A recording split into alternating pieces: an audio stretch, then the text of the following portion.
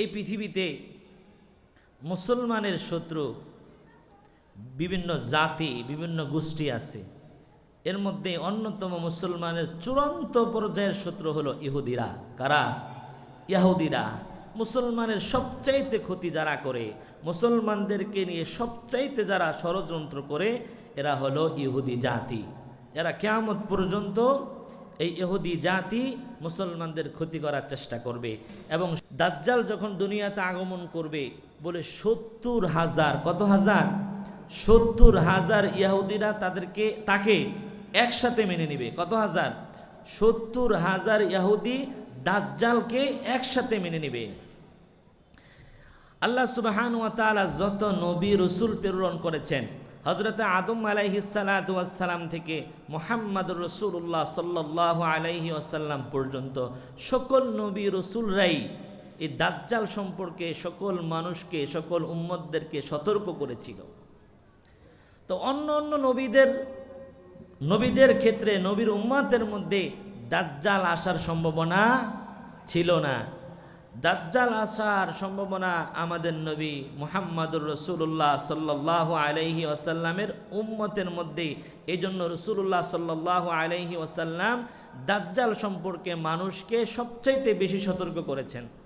দাজ্জালের এমন পাওয়ার আসবে, এমন পাওয়ার দেওয়া হবে, বলে ওর ডান হাতে জান্নাত, বাম হাতে জাহান্নাম। খেতে ফসল নাই, দাজ্জাল বলবে ফসল হয়ে যাবে। বৃষ্টি নাই, বলবে বৃষ্টি আসো, চলে আসবে। গরম পড়তেছে, বলে ঠান্ডা হও, ঠান্ডা হয়ে যাবে।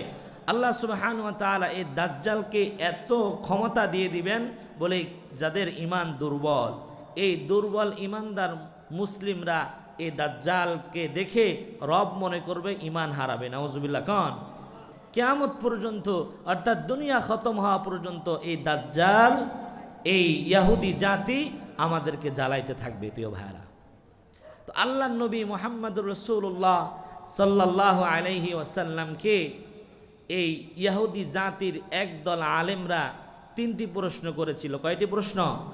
3টি প্রশ্ন করেছিল। তাদের ধারণা হচ্ছে, যদি মুহাম্মদ এই প্রশ্নগুলোর উত্তর দিতে পারে, তাহলে সে প্রকৃত নবী। কি নবী? প্রকৃত নবী।